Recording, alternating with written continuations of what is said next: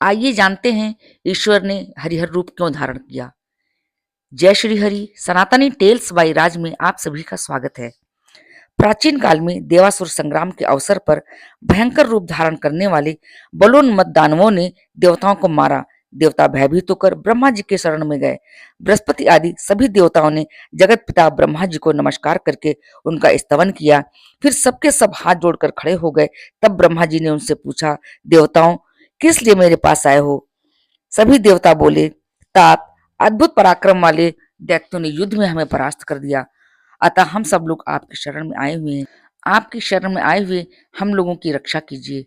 देवताओं की बात सुनकर ब्रह्मा जी ने कहा, एक समय शिव भक्तों ने भगवान विष्णु के भक्तों के साथ एक दूसरे को जीतने की इच्छा से बड़ा विवाद किया।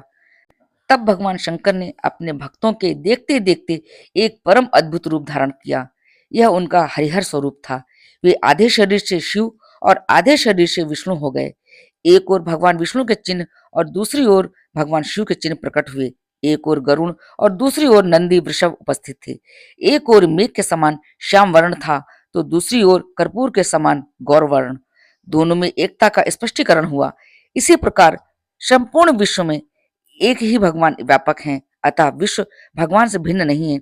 इस तरह भगवान की एकता का बोध हुआ। श्रुतियों और स्मृतियों के अर्थ को बाधित करने वाली भेद बुद्धि नष्ट हो गई।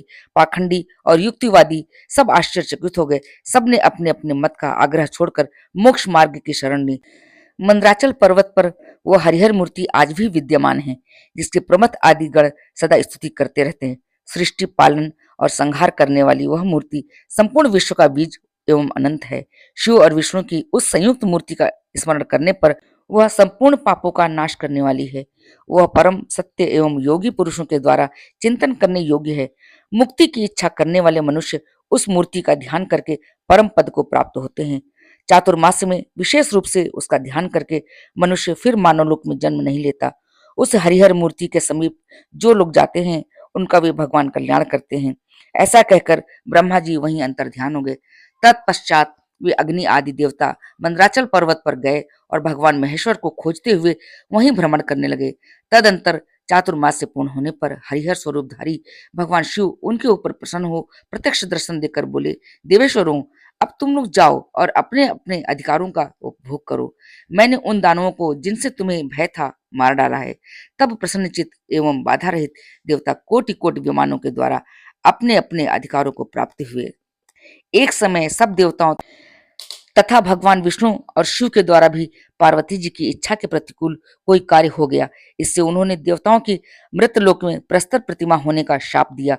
उसी समय उन्होंने भगवान विष्णु से कहा, आप भी मृत्युलोक में शिला रूप होंगे और शिव जी को भी ब्राह्मणों के शाप से लिंगाकार प्रस्तर रूप प्राप्त होगा। तब भगवान विष्णु ने पार्वती जी को प्रणाम करके कहा, महाव्रते, महादेवी, आप सदैव महादेव की प्रिया हैं, संपूर्ण भूतों की जननी, आपको नमस्कार है। आप कल्याणमयी हैं, आपको नमस्कार है। तब पार्वती जी ने प्रसन्न होकर कहा, जनार्दन, आप शिला रूप में रहकर भी योगीश्वरों को मोक्ष देने वाले होंगे। विशेषतः चातुर्मास में सब भक्तों की कामनाएं पूर्ण करने वाले होंगे। ब्रह्मा जी की प्यारी पुत्री जो गंडकी नाम वाली नदी है, वो महान जल राशि से भरी हुई और परम पुण्यदायिनी है। उसी के अत्यंत निर्मल नीर में आपका निवास होगा। पुराणों के ज्ञाता आपको 24 स्वरूपों में देखेंगे। आपके मुख में सुवर्ण होगा और शालिग्राम आपकी संज्ञा होगी। गोलाकार तेजोमय शरीर अपूर्व शोभा से युक्त होगा। उस शालिग्राम स्वरूप में आप संपूर्ण सामर्थ्य से युक्त होकर योगियों को भी मोक्ष देने वाले होंगे। शालिग्राम शिला में व्याप्त हुए आपका जो भी मनुष्य पूजन करेंगे उन भक्तों को आप मनोवांछित फल देंगे। तो ये था भगवान का हरिहर स्वरूप। अगर ये कहानी आपको अच्छी लगी हो तो लाइक करें, शेयर करें और आगे भी ऐसी वीडियोस देखने के लिए मेरे चैनल को सब्सक्राइब करें। जय श्री हरि। हर हर महादेव।